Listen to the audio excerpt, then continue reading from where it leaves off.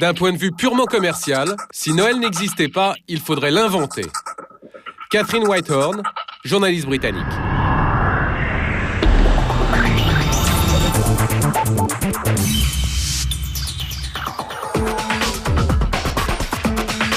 Bonsoir, la France entière se prépare à fêter Noël et comme chaque année, que vous le vouliez ou non, il y a des dépenses auxquelles vous ne pourrez pas échapper. Quel cadeau offrir à votre maman ? Comment réussir un repas de famille pour le réveillon ?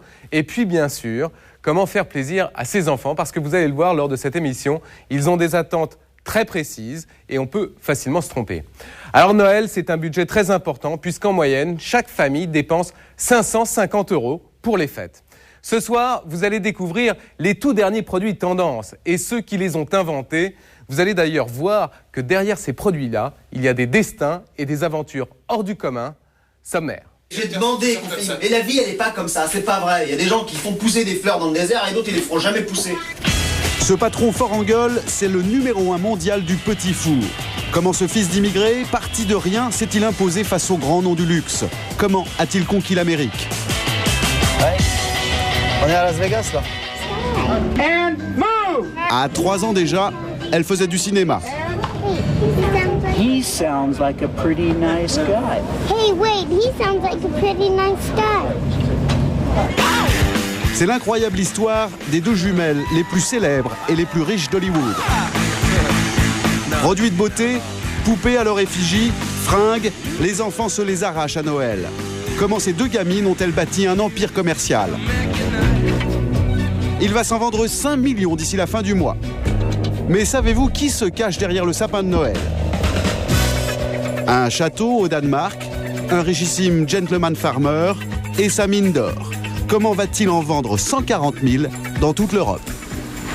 Des lampes à partir de 10 €, une table basse pour 50 €, des cadeaux tendance et pas chers fabriqués au Maroc.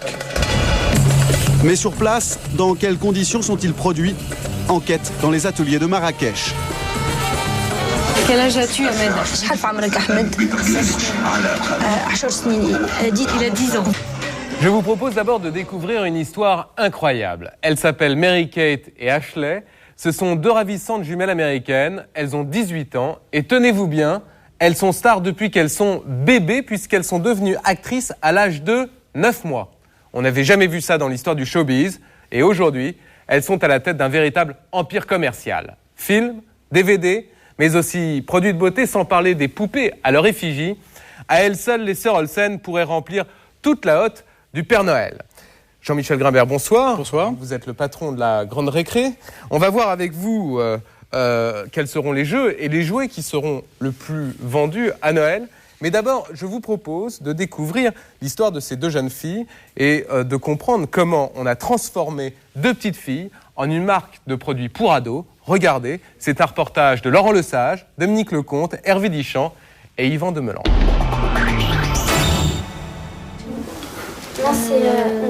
Du sol au plafond, chez Evelyne, 15 ans, il n'y en a que pour deux jolies jumelles. Elles s'appellent Ashley et Mary-Kate Olsen. Première leçon, apprendre à les distinguer. Ça, c'est Mary-Kate. Ouais. Ça, c'est Ashley. Et comment vous reconnaissez là ? Bah, je sais pas, C'est facile, comme ça. c'est le visage, la bouche, les yeux, là, Mary-Kate, elle a les yeux un peu plus écartés qu'Ashley. Mary-Kate, elle a les lèvres... Toujours un peu Voilà, elle fait une moue spéciale. Ouais. La lèvre inférieure d'Ashley, elle est plus grosse. En fait, je les trouve pas très belles, moi. C'est pas vrai. Non, mais vous rigolez, là. Non, sérieusement, je trouve qu'elles ont pas tellement grand... Enfin, elles ont pas grand-chose pour plaire, je trouve. Ah non, vous rigolez, là. Elles ont plein de charme. Ah non, mais elles ont du charme, elles sont belles. Attends, si elles étaient que belles et qu'elles avaient pas de charme, bon là, c'est vrai que... C'est des canons. Les garçons, vous leur dites, elles sont belles, Mary-Kate, Ashley ? Ah oui, elles sont trop bonnes. Hi, Mary-Kate and Ashley. Comment, vous ne les connaissez pas encore ? Elles ont une des carrières les plus fabuleuses de l'histoire d'Hollywood.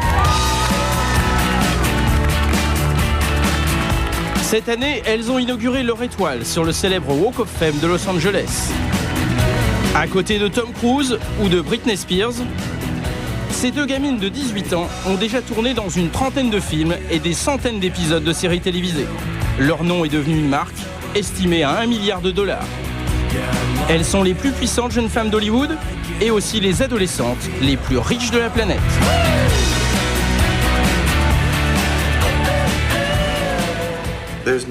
Aucune femme aussi jeune n'a atteint un tel niveau de puissance dans le business. Jamais, nulle part sur la planète, j'en suis sûr. Un incroyable empire commercial. Des poupées à leur effigie, des cassettes et des DVD, des jeux vidéo, des parfums et des produits de beauté, des livres et même une ligne de vêtements pour petites filles et adolescentes, la plus vendue aux États-Unis. Comment Ashley et Mary-Kate Olsen ont pu devenir un tel phénomène commercial ? Quel a été le prix à payer pour ces deux gamines ? Notre enquête commence à New York. Aux États-Unis, très difficile pour les journalistes d'approcher les sœurs Olsen, mais nous avons été reçus par leur père dans un hôtel de Manhattan.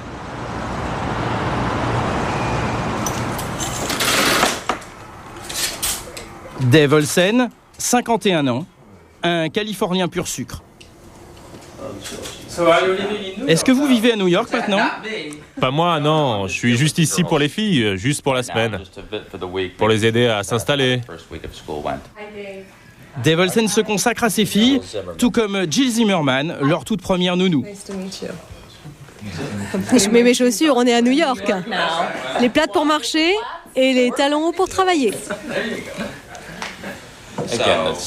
Aujourd'hui, Jill est la directrice de production des filles. Autour des sœurs Olsen, il y a même un porte-parole, bref, un vrai staff. Tout ce qui concerne les jumelles est très maîtrisé. Pourtant, toute cette histoire a commencé par hasard. C'est un pur hasard. Vous avez déjà dû entendre l'histoire. Mon ex-femme avait une amie qui travaillait dans une agence de casting qui, de temps en temps, avait besoin de caster des jumelles pour des séances de photos. On lui a envoyé quelques horribles photos de famille. Et un jour, quelqu'un nous a appelés pour venir à une audition. Elle a emmené les filles, juste pour rigoler, et elles ont eu le boulot. 1986, Mary-Kate et Ashley sont bébés, leur carrière commence. Pourtant, ce ne sont pas des enfants de stars.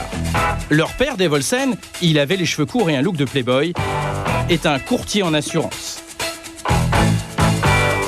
Leur mère, Jarnette, est danseuse classique au ballet de Los Angeles. Le couple divorcera en 1995. Pour les jumelles, ça démarre sur les chapeaux de roue. 1987, Full House, en français La fête à la maison, c'est leur premier job, elles n'ont que 9 mois. Elles sont déjà payées plus de 1 500 $ par jour. Désormais, elles passeront le plus clair de leur temps sur les plateaux. Michel, tu es sûr que tu ne veux pas de ça ? Car la série fait un carton, elle va durer 8 ans. S'il te plaît, ne deviens jamais actrice à ton tour. Si la série est un succès, c'est d'abord à cause de ses gags. We will rock you. Sing it. Sorry. Mais c'est aussi parce que pendant 8 ans, on va voir les fillettes grandir à l'écran.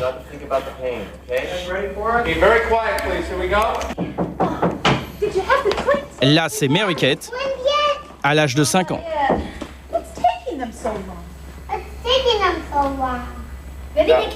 Ses premiers mots, elle les a prononcés à l'écran avec l'aide d'un souffleur. À cet âge-là, il faut encore l'aider. Le public ne voyait qu'une seule petite fille à l'écran.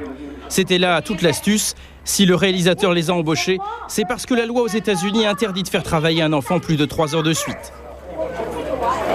Avec des jumelles, il pouvait tourner 2 fois plus longtemps. Et les téléspectateurs n'y voyaient que du feu. Pour les interviews aussi, les fillettes sont interchangeables. Là, c'est Mary-Kate.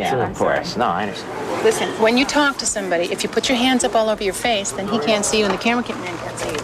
So when you talk, put your hands in your lap. You don't want to do this, do you? I don't know.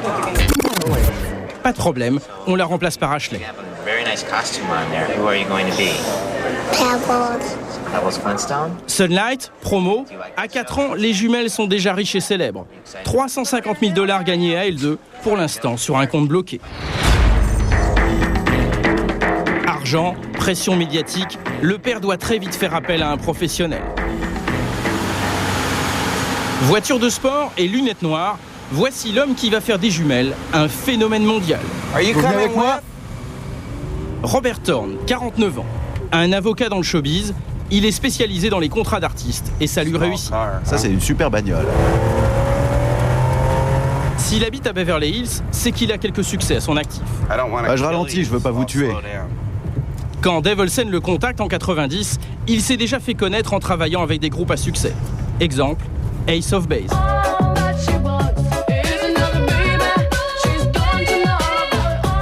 Pour la chanteuse de Ace of Base, il se contentait de s'occuper des contrats, mais avec les sœurs Olsen, il va devenir producteur et faire fortune. Vous filmez là ? Alors c'est un très bel endroit que vous pouvez voir là. C'est génial de vivre et de travailler dans cette partie de Los Angeles. La plupart des week-ends, je prends l'hélicoptère pour aller sur une île à 40 km. S'il s'offre ce train de vie de rêve, c'est parce qu'il a réussi à faire de 2 petites filles une multinationale. Pour ça, il a créé dès 1992 une société de production, Dual Star.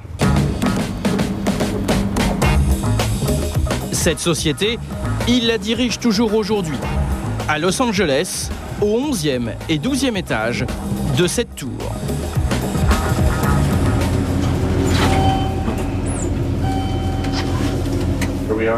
Et quand on entre ici, ce n'est pas de cinéma que nous parle Robert, mais de la marque qu'il a créée à partir des jumelles Olsen. Alors voilà quelques-uns de nos produits dérivés.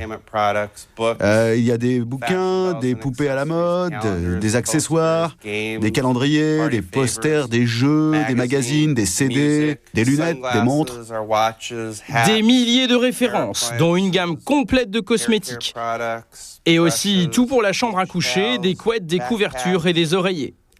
Mais sa première idée a été toute simple. Le public ne voyait qu'une petite fille à l'écran. Lui va faire des films avec les deux ensemble. Mon idée, c'était qu'elles étaient deux, et donc de les présenter comme telles. Mais tout le monde m'a dit que c'était pas intéressant, que ça ne marcherait jamais. Mais ça a marché. 1992, les jumelles Olsen sont nées.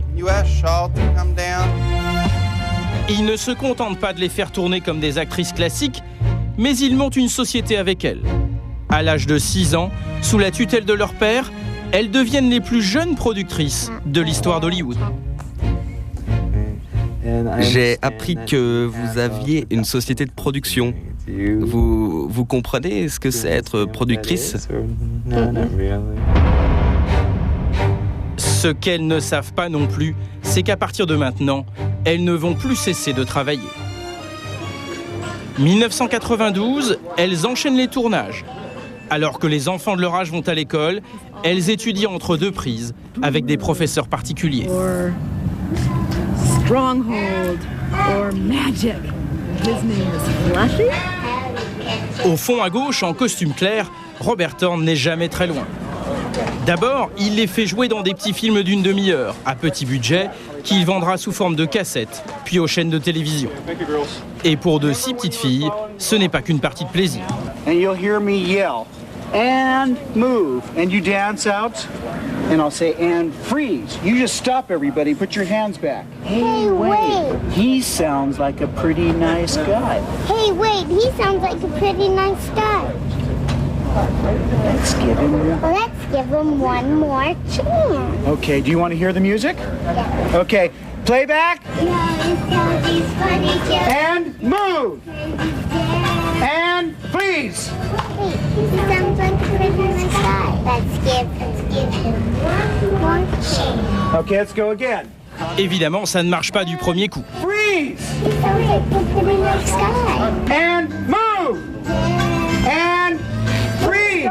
And move. Les prises se succèdent, un rythme d'enfer pour les gamines. Et ce n'est pas tout, elles doivent aussi faire de la promo.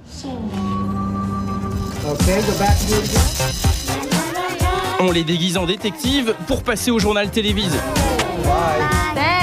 Puis on les fait danser avec de grosses peluches dans les supermarchés.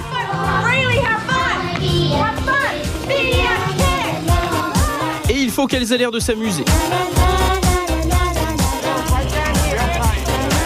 Une meute de photographes, le train-train quotidien pour les jumelles Olsen. Et enfin, elles doivent répondre à des tonnes de questions. Eh bien, c'est une histoire de dragon. Jusque-là, tout va bien. Mais quand on aborde les conditions de tournage... On s'est un peu ennuyé. Il y a des fois, on s'est un peu ennuyé. Oui, parce que des fois, on n'avait rien à faire. Mais les affaires sont les affaires. Surtout pas tomber. Oui, allez-y, oui, Pas question pour Robert Thorne de briser la spirale du succès. Au milieu des années 90, elle tourne au rythme de 3 films par an, traduits et vendus dans le monde entier. 2002, elles sont adolescentes. Et on passe aux choses plus sérieuses, des films d'1h30 à gros budget. C'est génial. Tu ne te vexes pas si je fais une généralité. Toutes les Américaines sont un peu coincées.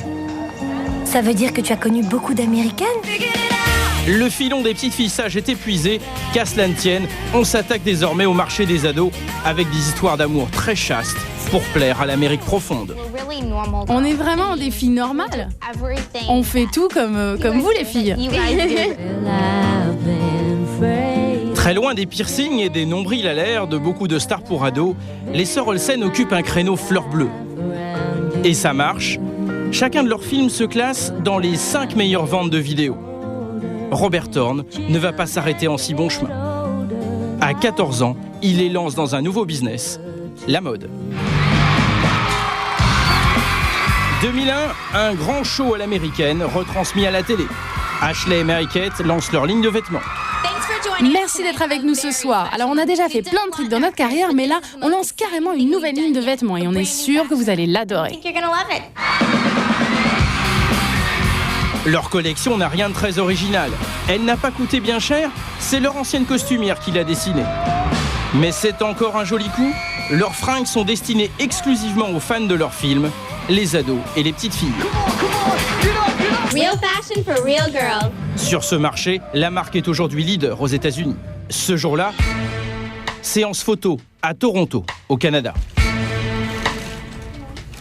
C'est magique, leur société ne dépense pas un centime en publicité. La seule présence des jumelles attire caméramens et photographes.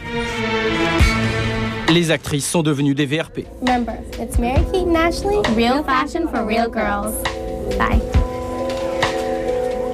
Dans les magasins américains, la marque des jumelles est plutôt facile à trouver. Elle ne se contente pas d'un simple logo. Mais sur chaque étiquette de vêtements, on découvre la photo des sœurs Olsen.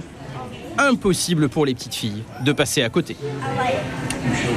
À chaque fois qu'on vient ici, on demande à maman, tu peux nous acheter ça, puis ça, puis ça. Dès qu'elles ont regardé leurs vidéos, elles sont devenues complètement accros. Films, vêtements, produits dérivés, un chiffre d'affaires de près d'1 milliard de dollars par an. Alors comment se répartissent ces gains? L'entourage des sœurs Olsen reste extrêmement discret sur la question. Ashley et Mary-Kate ont eu 18 ans en juin dernier. Elles viennent de disposer de l'argent qu'elles ont gagné depuis leur naissance. Selon nos estimations, 150 millions de dollars chacune. New York, le quartier branché de Greenwich Village. Elles ont quitté leur Californie natale pour emménager ici.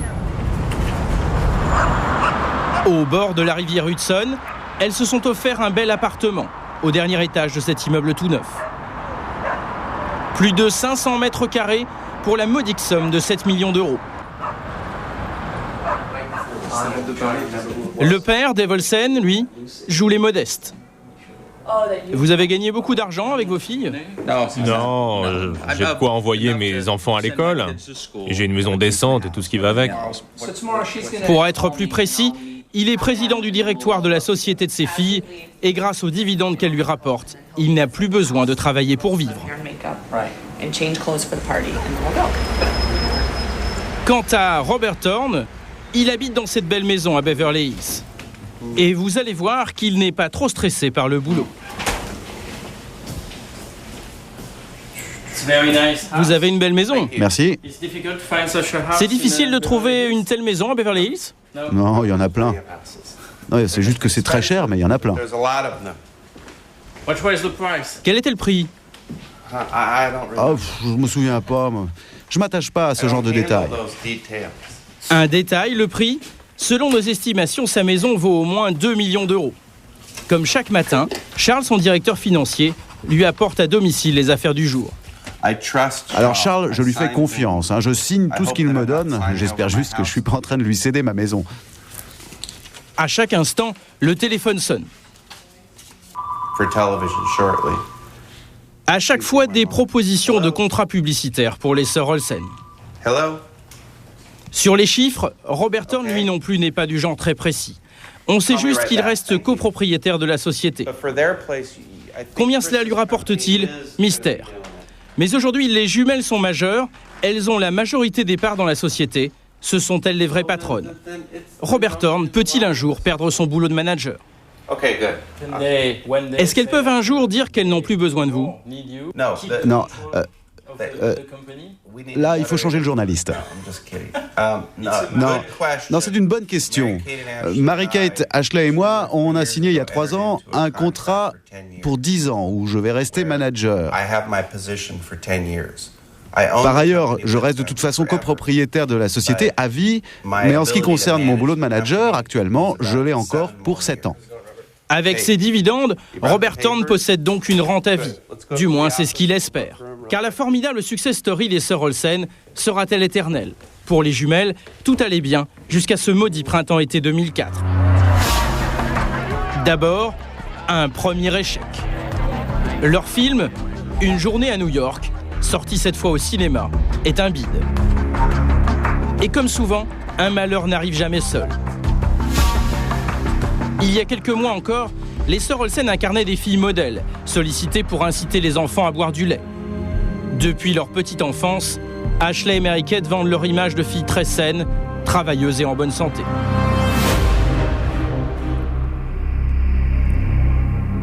Mais cette fois, Mary-Kate, ici à droite, a craqué. Une sévère crise d'anorexie, elle a passé une partie de l'été dans une clinique. La presse américaine en fait ses gros titres et elle scrute les rondeurs de la jeune fille. Son poids est tombé très bas. Sur cette photo, elle pèse à peine plus de 40 kilos. Évidemment, ça inquiète leur père. Elle va mieux. Je pense qu'elle a un peu plus de prise là-dessus. Mais ça ne veut pas dire que ça soit terminé, vous savez. C'est quelque chose, si j'ai bien compris, avec lequel elle devra toujours se battre. Mais est-ce que vous pensez que Mary-Kate est heureuse dans la vie?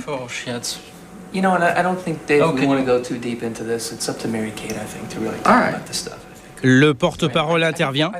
Il ne laisse pas Dave Olsen répondre. C'est à Mary-Kate et elle seule d'évoquer la situation, mais pour l'instant, elle n'a pas envie d'en parler. Quand elle sera prête, elle le fera. Mary-Kate ne nous répondra pas. Depuis l'été, les jumelles refusent les sollicitations des journalistes. C'est une première fissure dans l'empire Olsen, d'autant qu'elles n'ont plus envie de tourner ensemble dans des films pour adolescents. Leurs aventures se poursuivent à l'écran, mais en dessin animé. Pour l'instant, les ventes de leurs produits n'ont pas chuté. Mais les jumelles Olsen auront-elles demain la capacité de rebondir et l'envie d'enchaîner les promos, comme elles le font depuis 18 ans, pour maintenir leur empire? Jean-Michel Grimbert, le phénomène des sœurs Olsen, est-ce que ça peut marcher en France ? Dans le jouet, nous ne pensons pas. Pourquoi ? Parce qu'on se réfère quand même à de longues années d'expérience. Et il y a eu d'autres personnages qui ont tenté l'aventure, comme Chantal Goya à l'époque. À l'époque, elle était. Elle n'avait pas 18 ans. Elle n'avait pas 18 ans, mais c'était l'artiste préférée des enfants. Ouais. Comme Michael Jackson, qui est quand même une star planétaire. Ouais. Et ça n'a pas fonctionné en poupée, clairement. Mais en France, il y a quand même des jeunes qui sont devenus célèbres, un peu comme les sœurs Olsen, des jeunes qui sont devenus célèbres grâce à la télévision ou à la musique. Laurie, Jennifer, par exemple. Est-ce qu'on peut imaginer de voir des poupées, des produits dérivés à leur effigie ? On peut imaginer Laurie, puisqu'elle on en parle dans le métier. C'est-à-dire c'est-à-dire qu'ils étudient un certain nombre de gammes de produits sur lesquels ils pourront placer la licence Laurie. Ce que nous disons, nous, c'est qu'en poupée mannequin, ça ne devrait pas fonctionner. S'il n'y a pas de poupée, il y aura quoi sur Laurie, par exemple ? Ce qu'il peut y avoir sur Laurie, c'est de la petite maroquinerie. C'est-à-dire des ceintures Laurie ? Des ceintures, des sacs d'école, des trousses, trousses écartables, choses comme ça. Alors, on parle des jouets. Quels vont être les jouets qui vont très bien marcher à Noël, c'est-à-dire d'ici 15 jours ? Écoutez, ils sont nombreux. Déjà, on le souhaite. Bon, 3 mais il y a exemples. quand même beaucoup. 3 exemples. En classique, Playmobil, l'Arche de Noé. C'est un produit incontournable. Et il est plutôt garçon, mais garçon et fille, on va dire. En licence, Dora l'exploratrice, qui est un produit qu'on a là, voilà. On la voit sur l'écran, là. On la voit, elle danse, elle chante, elle parle français et anglais, et c'est l'héroïne de son feuilleton animé. Donc elle, ça c'est le carton pour les petites filles. Ah oui, la série Dora l'exploratrice, c'est un carton. Et puis, pour reprendre toujours cette expression, bien sûr, en garçon, le robot Sapien, qu'on a sur la table, qui est un produit... Alors ça, c'est le robot Sapien. Vous voulez que je fasse marcher, vous allez voir. Oui, je vais essayer de vous aider. Vous appuyez derrière, il clignote. Ça marche là? Oui, ça devrait... j'ai pas le... Voilà, c'est bon. Voilà, il se met en route. Donc ça, c'est le robot Sapien. Alors c'est un produit qui est une technologie très évoluée. Il y a 7 moteurs. Ouais. On va le voir bouger. Ouais. Vous êtes pas il avance. Non, mais je joue pas tous les jours, vous savez. Hein. Et pourquoi ça plaît, ça, ce Pourquoi ça plaît? Parce que c'est quand même un produit. Il chante, il danse, il bouge, il fait de la musique, il fait même des trucs marrants et des petits cris un peu particuliers. Ouais. Donc ça plaît. Il manque plus d'être intelligent et à ce moment-là, il serait parfait. Je pense que ces jeunes frères, ceux qui sont en train d'être conçus actuellement en ce moment, seront des robots intelligents. Ah oui, encore plus évolués. Alors combien ça coûte? Ça, c'est un produit qui coûte 100 € à peu près, pour arrondir. Hein. 100 €? Un peu moins de 100 €, mais... C'est énorme. 99. Non, c'est pas énorme. Pour un jouet, quand même, c'est... D'abord, il faut savoir que c'est un jouet de Noël. On n'en achète pas tous les jours. C'est un très beau cadeau. Il est fait pour durer. Ah oui, ça, c'est un beau cadeau. Mais qu'est-ce qui justifie un tel prix Sa technologie. Par rapport au prix moyen d'un jouet qui est en courant d'année de 15 € et de 25 à Noël, 100 €, c'est 4 fois. C'est vrai que c'est important. Mais vous avez, encore une fois, 7 moteurs. Vous avez des puces programmables. Vous avez de l'intelligence dedans. En tout cas, celui-là, qui sera sans doute un des best-sellers de Noël, n'est en tout cas pas donné à tout le monde. Hein. Tout le monde ne peut pas se l'offrir. Parmi les autres... Parmi les autres exemples, on voit cet objet orange. Qu'est-ce que c'est? Alors ça, c'est une console de jeu, et c'est la première console de jeu pour les tout-petits. C'est une console ludo-éducative qui s'appelle la V-Smile. Et je vous montre rapidement. Vous avez une console, vous avez une cartouche qui se met dans la console, et puis un boîtier de commande. Et vous allez sur l'écran sélectionner ce que vous choisissez. Donc soit une aventure éducative, soit l'atelier des découvertes. Allez, avec des jeux, atelier découverte. Memory. Alors Memory, bon, je suis pas le meilleur Memory, mais je sélectionne, il suffit d'appuyer. Et donc j'appuie là, et il faut que je retrouve le B sur une autre carte. Alors peut-être qu'il est là. Si je le trouve pas, ça va se cacher. On connaît bien le Memory quand on est parent de jeunes enfants. Et il faut retrouver. J'espère que je ferai. Alors, je crois qu'il y a un X. Je crois qu'il y a un X ici. Non, c'était là, pardon. Voilà. Donc j'ai presque gagné. X. Il faut que j'aille vite parce qu'il y a un temps, vous voyez. Voilà, j'ai gagné. Ça s'adresse à des adultes ou à ça s'adresse. Non, mais d'abord, je regardais pas la console. Je dois vous dire qu'au niveau manipulation, un enfant de 3 ans, il arrive. Je dois le dire, je dois le confesser, il arrive mieux que moi. D'ailleurs, ça s'adresse aux enfants de 3 ans? Ça s'adresse aux enfants de 3 ans, oui. Ah oui. Donc c'est quand même une façon de... 2 ans en introduction jusqu'à 5-6 ans. D'accord. Donc 2-3 ans jusqu'à 6 ans. C'est pas une façon un peu de rendre accro ces enfants en bas âge aux jeux vidéo? Non, ce sont des produits différents. De toute façon, on est dans l'ère... C'est quand même une console de jeux vidéo. Oui, mais c'est le support. En fait, de toute façon, on est dans l'ère du numérique. Donc les enfants sont habitués. Ils ont la télévision, ils ont Internet, L'avantage avec cette console, c'est qu'elle est très facile d'emploi et qu'elle contient des programmes qui sont parfaitement adaptés aux jeunes enfants. Ce qui n'est pas le cas avec la plupart des jeux qu'on trouve dans les consoles de jeux. Non, la seule chose, c'est que votre enfant peut avoir le nez sur son écran. Alors, je veux dire, c'est aux parents de faire la discipline. C'est évident que si on se dit l'enfant va être sage, on le laisse 5 heures dans la chambre avec ça parce qu'il a une télé dans la chambre, c'est pas bon et c'est pas lui rendre service. D'accord. Alors, si on regarde aujourd'hui ce que les enfants de moins de 12 ans réclament à leurs parents en priorité pour Noël, eh bien, il y a les produits high-tech comme les DVD, les téléphones portables ou les baladeurs de musique MP3. Il y a les poupées, les peluches ou les robots. Et puis, en première position, eh bien, il y a les consoles et les jeux vidéo. Comment expliquez-vous que les jouets ont de moins en moins la cote auprès des enfants? Les parents achètent de plus en plus de jeux et de jouets pour des enfants plus jeunes. C'est-à-dire qu'un enfant de 2 ans aujourd'hui est beaucoup plus gâté qu'avant. Avant, quand on jouait avec une Barbie, une petite fille jouait avec une Barbie à 10 ou 12 ans, elle joue maintenant à partir de 2-3 ans avec la Barbie. Donc il y a ce phénomène qu'il y a plus de jouets pour les plus petits. Et par contre, ils sont demandeurs plus tôt, c'est-à-dire à partir de 6, 7 ans, 8 ans, d'autres jeux qui étaient pour les plus grands. Pourquoi ? Parce que l'enfant, il regarde toujours l'aîné. Vous savez, les phénomènes de cours de récré, c'est on regarde pas le plus petit, on regarde l'aîné. Le petit frère, il regarde son grand frère. C'est ça qui fait le phénomène. Alors après, c'est la question de savoir, est-ce qu'il y a des produits dans les jeux vidéo qui sont adaptés à ces enfants? Pas toujours. parce que ce sont des produits qui sont qui sont excessivement violents, hyper réalistes, avec beaucoup de sang et d'autres choses qui ne sont pas tout à fait morales. Donc, on considère que ces jeux, on n'a pas à le proposer parce que les parents ne sont pas finalement assez avertis de ce qui se passe. Oui, mais en même temps, vous le disiez tout à l'heure, vous disiez c'est aux parents d'être responsables et de savoir choisir les jouets en fonction de l'âge des enfants et en fonction d'une certaine responsabilité vis-à-vis de ces enfants. Alors pourquoi finalement... Comme je suis aussi papa, je suis irresponsable, mais il y a beaucoup de choses que j'ignore. Et je peux vous dire que même moi, il y a 3-4 ans, j'ai découvert dans la chambre de mon fils des jeux vidéo, il avait à l'époque 11 ans, des jeux vidéo que j'estimais beaucoup trop violents. Vous savez, quand vous avez un simulateur de meurtre avec certains jeux, c'est pas bon. Alors je ne veux pas non plus jeter l'opprobre sur tous les jeux vidéo parce qu'il y a des choses très bien. Donc la question pour nous maintenant, c'est comment répondre à la demande des enfants et répondre finalement aux besoins des parents, puisque les enfants veulent quelque chose, il faudra que dans les années qui viennent, on puisse leur apporter ce produit. D'accord. Il n'est pas content, hein. Non mais voyez, qu'est-ce qui justifie le prix aussi, c'est que c'est un compagnon. Ouais. C'est un compagnon permanent. Ouais. Vous savez qu'il fait aussi alarme. Vous pouvez le laisser la nuit à la porte de la chambre. Si vous voulez pas que le grand frère ou la grande sœur rentre, il déclenche l'alarme. Comme quoi, vous ne vendez pas que des jouets. Comme quoi, il y a beaucoup de fonctions et le jeu peut tout. D'accord. Merci infiniment d'être venu sur ce plateau. Alors, quand on parle des produits de Noël, il y en a un auquel on ne peut pas échapper, c'est le sapin. Il s'en vend en moyenne 6 millions en France au moment de Noël. Alors d'où viennent-ils ? Eh bien, en bonne partie, ils viennent de France, puisqu'un sapin sur 2 vient de la région du Morvan, en Bourgogne. Mais ils viennent aussi de plus en plus de l'étranger, et notamment du Danemark. Là-bas, vous allez découvrir l'un des rois mondiaux du sapin, c'est à Châtelain, c'est même un ancien ministre. Son parcours est des plus surprenants. Vous verrez aussi le vrai coût de production d'un sapin. Le payez-vous vraiment au bon prix ? Eh bien, regardez, c'est un reportage de Thibaut de Barbérac, Franck Georgel, Yves Tournou et Olivier Lupczynski. C'était le week-end dernier sur le parking d'un centre commercial en Seine-et-Marne. Bonjour, qu'est-ce que vous venez faire ? On va chercher un sapin. C'est vrai ? Quoi comme sapin ? Pour mettre dans la maison. Un petit ou un grand ? Un grand. Un grand comment ? Regarde. Ouh là là. Tu le trouves beau ? Oui. Oui. Et t'en vas ? Comme cette famille, vous êtes 5 millions ces jours-ci à acheter votre arbre de Noël. En trouver un à son goût, ça ne semble pas très compliqué. Il y a toutes les tailles, tous les prix et 2 espèces. Le sapin normal, l'épicéa, et le sapin Nordman que les vendeurs recommandent. Vous n'avez rien compris ? C'est normal. Et si je prends un normal ? Un normal ? Un normal, je vous ai dit. Un normal ? Oui. Ah, le normal ? Oui. Donc c'est l'épicéa, le normal.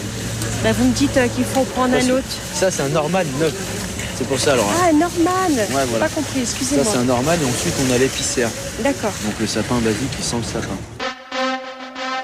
Alors résumons. À ma gauche, l'épicéa. L'ex-champion du monde des sapins. Il perd ses aiguilles au bout de seulement 2 semaines, mais il sent bon et sur la balance, l'athlète d'1,75 m ne pèse que 22,90 €. À ma droite, son challenger, le Nordman avec des N. Presque 2 fois plus cher, sans odeur, mais plus résistant. Ces aiguilles peuvent tenir 2 mois. Avec lui, pas besoin de commander un aspirateur au Père Noël. Chez les parieurs, celui qui a la cote, c'est le Nordman. Cette année, pour la toute première fois, il devrait s'en vendre beaucoup plus que des épicéas, presque le double. Oui, il est bien garni celui-là, oui, voilà, il est bien une rond. circonférence, il a tout. Il n'y a pas de branche à couper en bas. Voilà. Non, c'est déjà fait. Hein. C'est déjà fait. Voilà. C'est un enjeu considérable pour les producteurs, car les Français dépensent en tout plus de 100 millions d'euros en sapins de Noël. La bataille se livre en quelques semaines entre concurrents de toute l'Europe du Nord. Il vient d'où ceux-là, vous savez, non ? Du Danemark. Danemark. Le Danemark, à 2 heures de vol de Paris, un pays de 5,5 millions d'habitants au nord de l'Allemagne, avec sa célébrité locale, la petite sirène. Mais ce qui est moins connu, c'est que le Danemark est le plus important exportateur au monde de sapins de Noël, plus exactement de sapins Nordman. Ici, certains producteurs ont bâti des fortunes. L'architecture est italienne, le gazon anglais et le châtelain danois. À 70 km de Copenhague, Bert-Johan Collett nous reçoit dans son domaine de Lundbygard, visite façon saga. C'est l'entrée d'honneur ? Oui, exactement. Elle est un peu mieux que la porte de service que j'utilise d'habitude. C'est par ici qu'on fait entrer nos invités quand on organise des soirées. Et pour les petites soirées entre amis chez les Colette, on ne manque pas de place. On a fait un grand dîner il y a 2 semaines. Ah ouais, un très grand dîner. Vous étiez combien ? 36. 36 ? Oui. Et ces jours-ci, lorsque vous dînez en tête-à-tête avec votre femme, vous vous mettez chacun à bout de la table ? Oui, on fait comme ça. Comment ça va ? Passe-moi le sucre, s'il te plaît.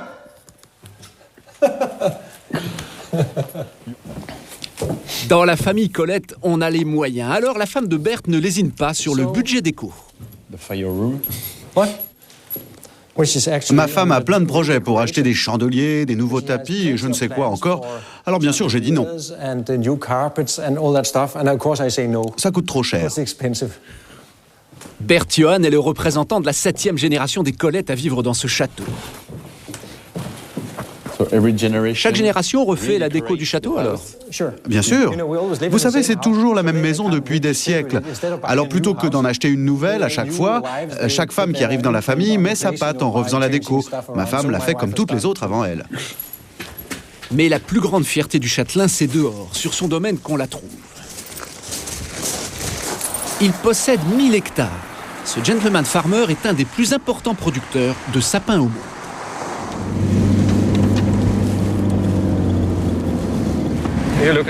Regardez sur votre droite, vous voyez tous ces sapins, c'est tous ceux que j'ai plantés cette année. Il y en a à perte de vue, exclusivement des Normannes, ceux qui ne perdent pas leurs aiguilles. Monsieur Colette en fait pousser environ 2 millions. Ici, c'est un peu...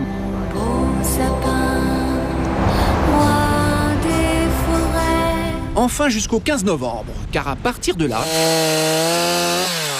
on rejoue Massacre à la tronçonneuse. Et le pire, c'est qu'il y a une prime pour les maniaques. Ils sont 5, ils n'ont qu'un mois dans l'année pour se défouler. Ils se font plein d'argent parce qu'ils sont payés à l'arbre à chaque fois qu'ils en coupent un. Et combien ils touchent par arbre ? 30 centimes.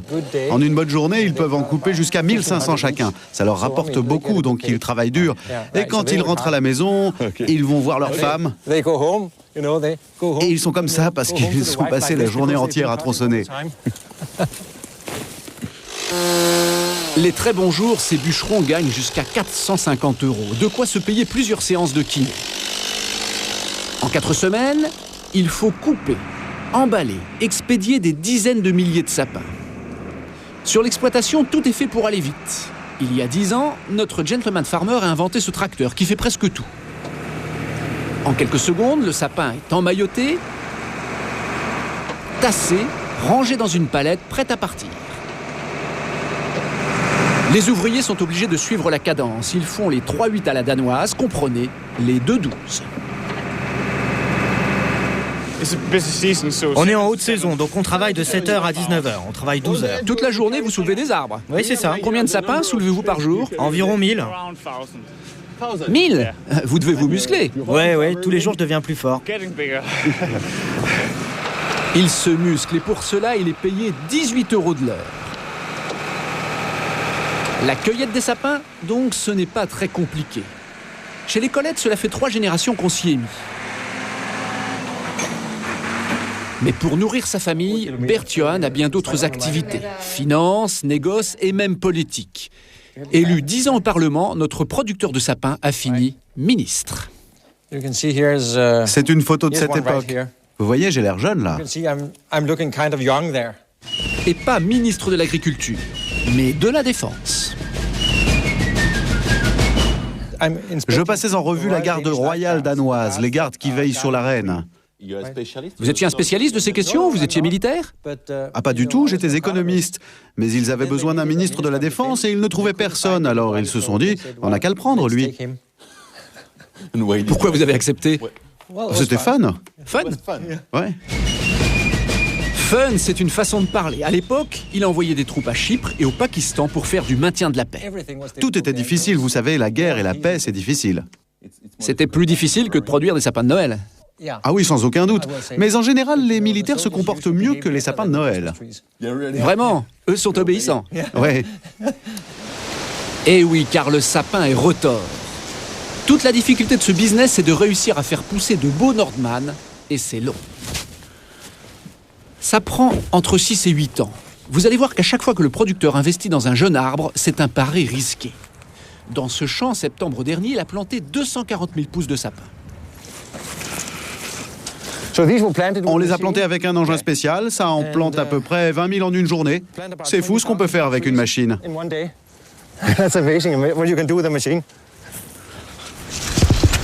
Avant de les planter, M. Colette et ses ouvriers les ont choisis un à un. Le critère de sélection, c'est le nombre de bourgeons sur chaque pousse. Plus il y en a, plus il y aura de branches et plus ça devrait faire un beau sapin de Noël dans 6 à 8 ans. Vous voyez, celui-là est super. 1, 2, 3, 4, 5, 6 bourgeons, beaux et sains. C'est de cela dont on a besoin. Ça va devenir un superbe sapin de Noël. Il met toutes les chances de son côté, mais voilà, la nature fait ce qu'elle veut. Et au fil des ans, la plupart des arbres ne va pas pousser tel qu'il le rêvait. Voilà à quoi ils ressembleront 6 ans plus tard. Des sapins qui, dans leur grande majorité, ont un défaut de présentation. Regardez là. Vous voyez, il a poussé de façon bizarre. Ici, il n'a pas de branches, même si en bas, il est plutôt chouette. Quand vous regardez en haut, ce n'est pas un bel arbre. Il n'y a pas besoin d'être spécialiste pour se rendre compte qu'il est bizarre. Et celui-ci, il est pas mal, mais regardez en haut, il n'y a pas une flèche juste au centre. Qu'est-ce que ça signifie ? Ça veut dire que même si c'est un arbre qui a l'air pas mal, je vais le vendre au prix d'un 3e catégorie. Qu'est-ce que ça veut dire, 3e catégorie ? Vous avez 1re catégorie, les plus beaux, 2e, qualité moyenne, et 3e, nul. Sur un arbre de 1re catégorie comme celui-ci, avec des branches bien réparties et une jolie flèche en haut, il va faire un bénéfice de 15 €. Mais sur un 3e catégorie, il n'empochera qu'1 ou 2 €, pas plus. Et vous produisez combien de 1re catégorie ? 30%. Seulement ? Oui, 30-35%. Évidemment, Bert Johan Colette, comme tout le petit monde du sapin, veut croire au Père Noël et rêve d'une recette pour ne produire que de la 1re catégorie. Père Noël ou sorcier, un homme prétend avoir découvert cette potion magique, celle qui déposera plein de gros billets au pied de leur sapin. Dans quelques instants, vous verrez qui fait fortune en France avec les sapins de Noël. Des cadeaux tendance et pas chers, fabriqués au Maroc, mais dans quelles conditions ? Le fabuleux destin de Karim, enfant des... Notre gentleman farmer danois, comme tout le petit monde du sapin, veut croire au Père Noël. Il rêve d'une recette pour ne produire que des arbres de 1re catégorie, ceux qui se vendent le plus cher. Or, précisément, un homme prétend avoir découvert cette potion magique, celle qui déposera plein de gros billets au pied de leur sapin. Il travaille à Copenhague, au jardin botanique de l'université. Jens Find est docteur en biologie cellulaire. Lui aussi est très fier de ce qu'il y a dans son domaine, enfin dans celui de l'université. Cette serre regorge de plantes tellement rares qu'elles sont surveillées 24 heures sur 24 par des caméras. Celle-là, par exemple, s'appelle... Elle ne pousse que sur les pentes d'un volcan, sur une petite île au large du Yémen. Le but de Jens Find n'est pas de faire une collection de plantes rares, mais de sauver ces espèces à tout prix. Sa technique ? Le clonage. Dans son laboratoire, sur ses étagères, des dizaines de clones de différentes plantes. De ce côté, les espèces en danger. Et de l'autre, des espèces dites commerciales, pour lesquelles les recherches sont financées par des fonds privés. Une de ses plus belles trouvailles, que l'on voit ici à différentes étapes de son développement, ce sont des clones de sapins de Noël. Ce qu'on peut voir ici, ce sont des jeunes pousses clonées. On attend qu'il y ait des racines qui apparaissent. On essaye de mettre au point un système qui nous permette de les transférer facilement chez les horticulteurs pour les lancer commercialement. Et commercialement, il en est sûr, sa technique de clonage va faire un carton. Pour les producteurs qui dépassent difficilement les 30% de sapins de 1re catégorie, il a découvert la panacée. À partir d'un très beau sapin, on peut produire des centaines de milliers d'arbres absolument identiques. Ils seront tous aussi beaux que le sapin d'origine. La technique est presque au point. Il pense vendre ses premières pousses de sapin clonés dans moins de 5 ans. Potentiellement un marché de 200 millions d'euros par an. Peut-être la fortune pour ce chercheur, puisque le brevet lui appartient. Ça veut dire que vous allez devenir riche alors. J'aimerais bien, mais je ne sais pas. On en reparle dans 5 ans? C'est un conte de Noël pour vous. Ah, ça serait bien, ouais. Pour exploiter son brevet, il a créé une société avec l'aide de quelques riches investisseurs, comme justement Bert Johan Collett. Car ce n'est pas un simple gentleman farmer, mais aussi un redoutable businessman. Son exploitation, il la gère comme un portefeuille boursier en spéculant. Cela fait des années qu'il étudie le marché des sapins et l'évolution de leur prix. Sa conclusion, pour gagner beaucoup d'argent, il faut faire exactement le contraire de tous ses concurrents. C'est pourquoi cette année, il a beaucoup planté. Quand il y a peu de sapins à vendre, les prix montent, c'est logique. Alors tout le monde se met à planter des arbres. Et puis au bout de 8 ans, il y a beaucoup trop de sapins sur le marché, le prix s'écroule et tous les producteurs disent « Zut, le sapin de Noël, ça rapporte pas, arrêtons ce business ». Et donc, tout à coup, plus personne ne plante un sapin et quelques années plus tard, il n'y a plus assez de sapins et sur le marché, les prix s'envolent.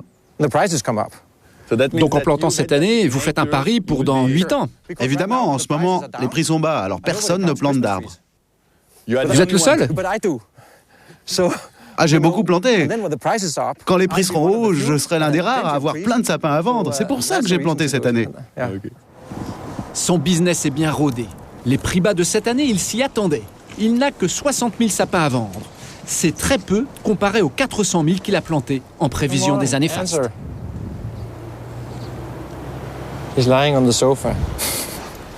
Tous ces arbres vont partir ces jours-ci chez des grossistes à travers l'Europe. Tout compris, ils lui ont coûté environ 5 € pièce à produire, quelle que soit la catégorie. Il les revend le double pour un sapin de 2e classe.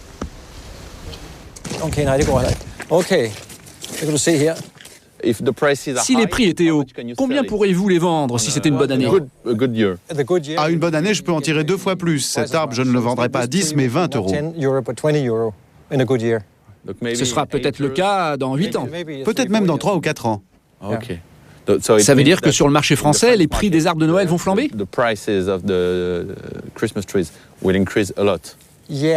Possible, mais je pense aussi que les intermédiaires français s'en mettent plein les poches en ce moment. Donc ils vont peut-être gagner un peu moins dans quelques années pour que le consommateur ne ressente pas trop la hausse des prix. Les intermédiaires vont devoir réduire leurs marges. Bien que 2004 ne soit pas une bonne année, selon nos estimations, Bert Johan Collett devrait tout de même empocher un bénéfice de 400 000 €.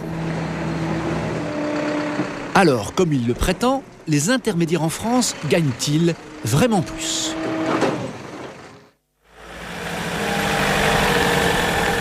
Il fait encore nuit noire sur la banlieue parisienne. Cédric Esmans, 29 ans, commence une grosse journée de travail.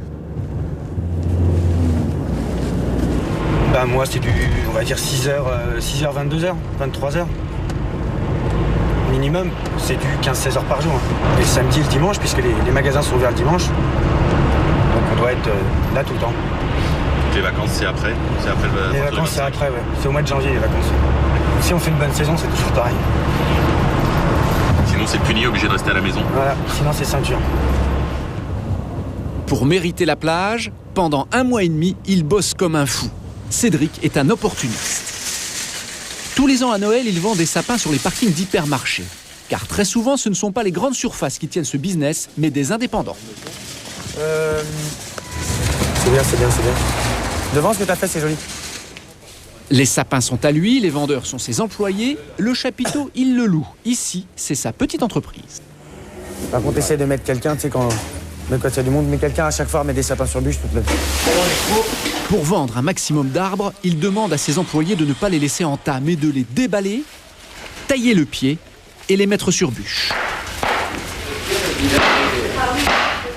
Ça prend du temps et de la main-d'œuvre, mais ça attire le chaland. D'ailleurs, le chapiteau est organisé comme un rayon d'hypermarché. En entrant, le client passe d'abord devant ces grands sapins. Les plus chers, ce n'est pas par hasard.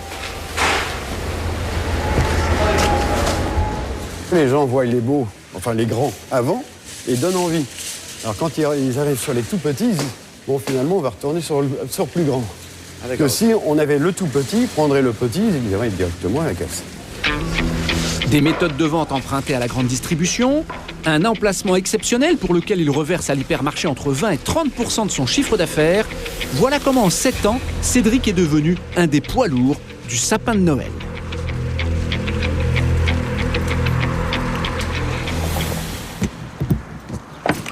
Cette année, il a 48 chapiteaux installés un peu partout en France. Il espère réaliser un chiffre d'affaires de 2,5 millions d'euros, mais son business est risqué.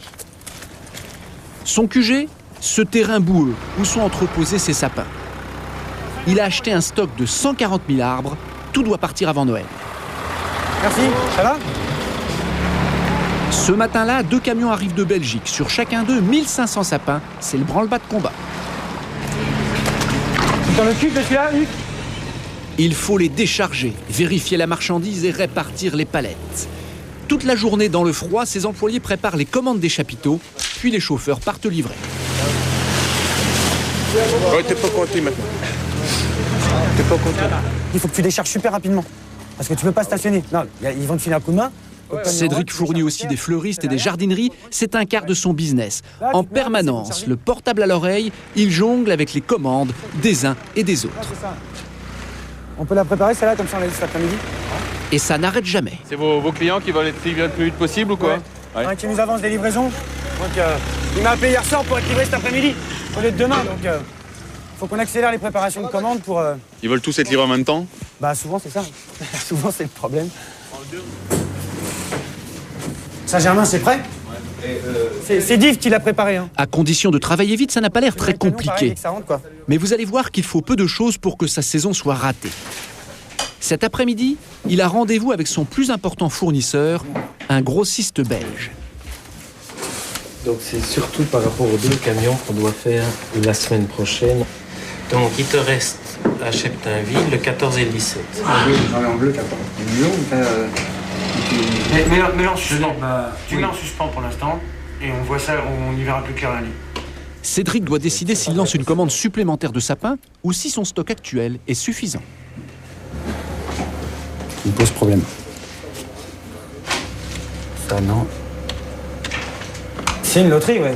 D'une année à l'autre, on vend pas les mêmes tailles. D'une année à l'autre, le consommateur, on sait pas ce qu'il va vouloir. Est-ce qu'il va vouloir du plus grand, du plus petit? Donc on est obligé quand même de réserver un minimum de choses pour être sûr, mais c'est vrai que les tendances, après, c'est le consommateur qui nous les donne pendant la saison, donc il faut qu'on arrive à réguler assez vite, quoi. Il faut du sapin sans en jeter à la fin. C'est très très difficile et c'est tout l'art. C'est là toute la difficulté de son business, avoir juste le bon nombre de sapins, ni trop, ni trop peu. Pour faire ses achats, il se base sur les ventes des années précédentes, et pour le reste, c'est une question de chance. On a vite fait d'en mettre 3, 4, 5 semis à la poubelle, et puis bah ça tue la saison. Hein. À la fin de la saison, vous pouvez mettre des semi-remorques entiers de sapins à la poubelle, ouais.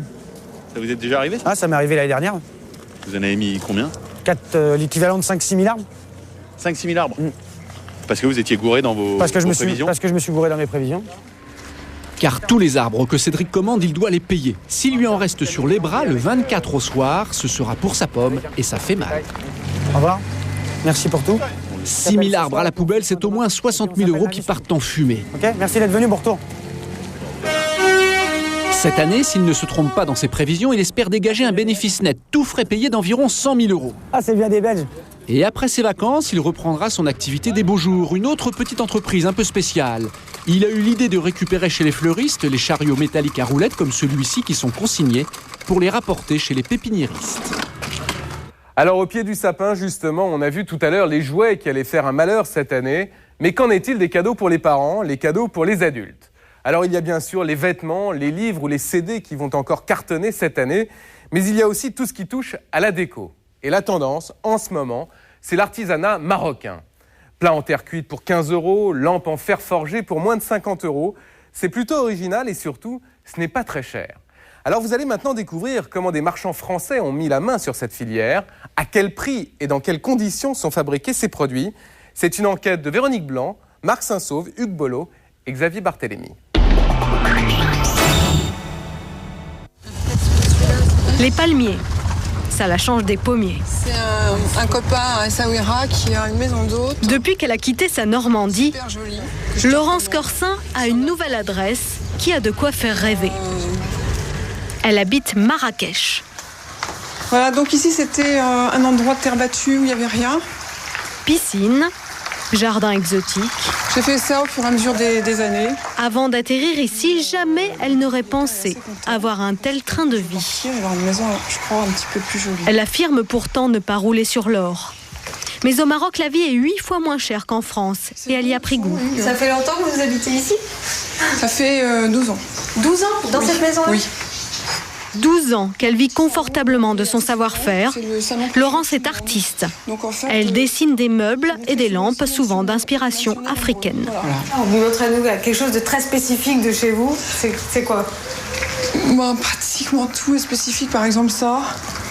C'est un travail avec de la tôle, avec du bois, avec de l'os, avec des fils de cuivre qui sont reliés avec des soudures à l'étain. Petite salle à manger. Du mobilier qu'elle réalise ici à Marrakech et qu'elle vend principalement en France. C'est rentable et c'est même devenu aujourd'hui un vrai filon.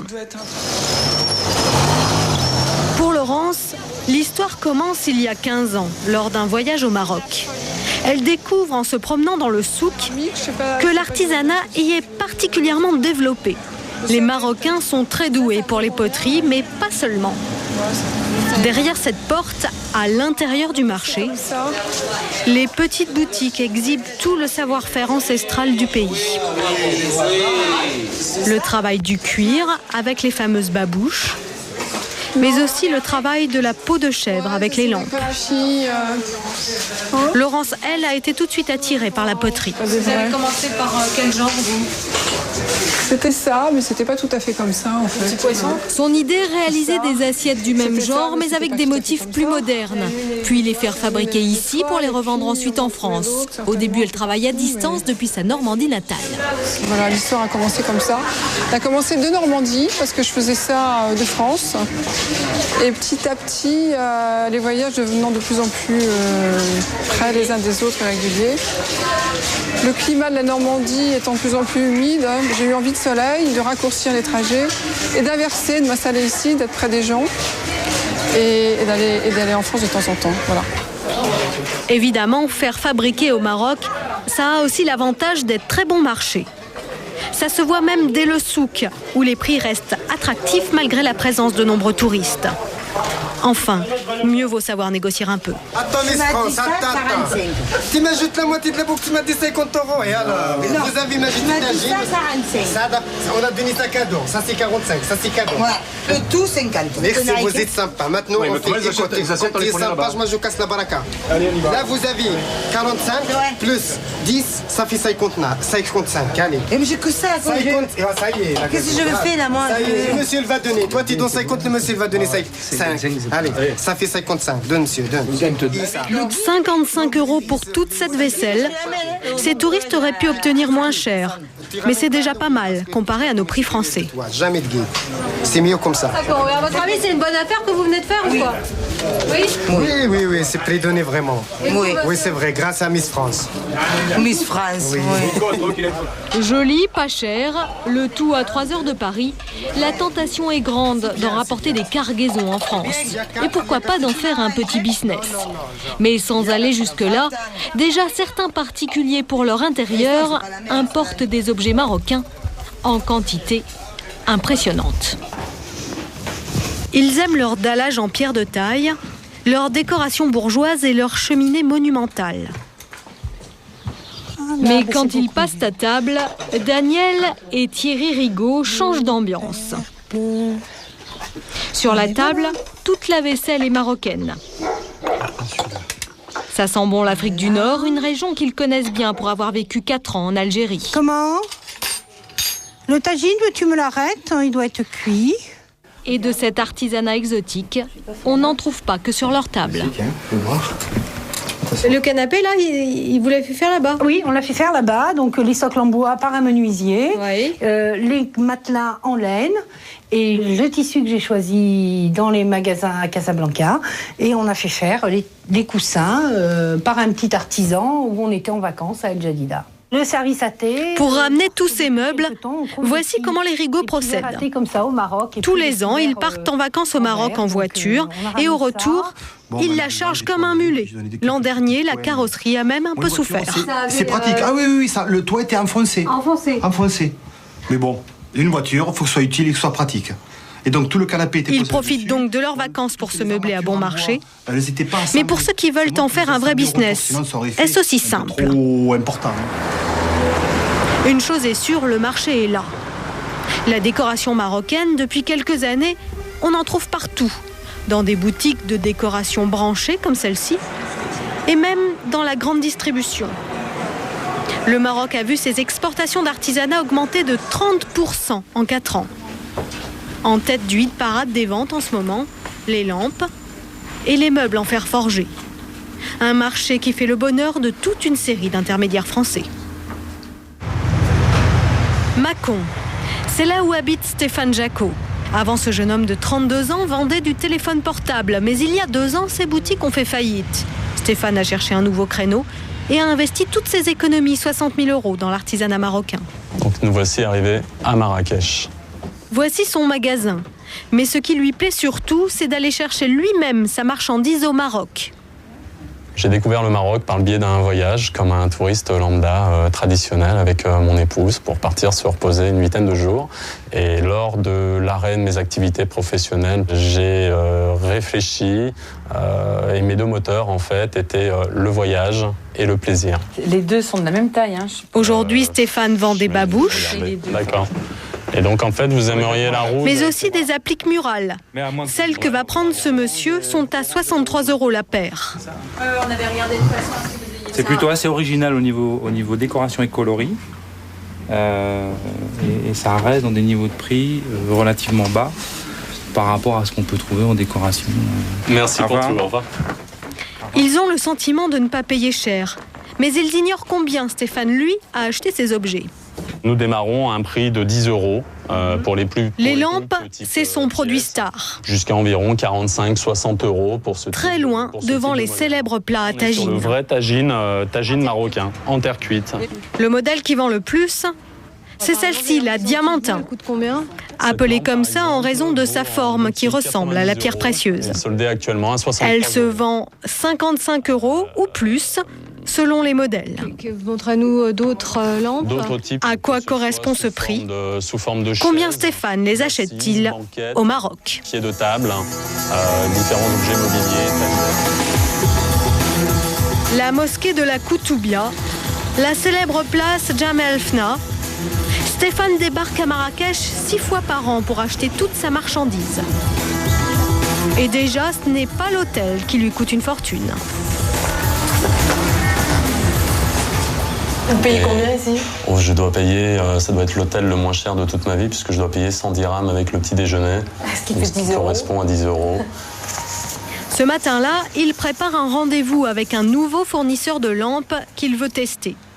Tout est bien répertorié dans son ordinateur.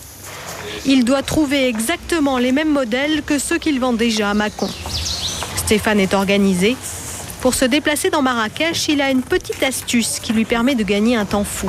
Vous utilisez toujours le scooter là comme ça? Toujours. C'est le Pourquoi moyen de. Pourquoi vous ne prenez pas le taxi?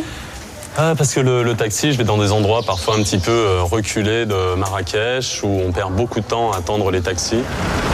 Pour lui, en effet, les affaires se concluent loin des circuits touristiques.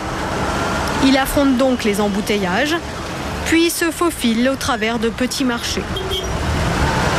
À quelques kilomètres du célèbre souk, dans une rue déserte, Stéphane finit par arriver à son rendez-vous.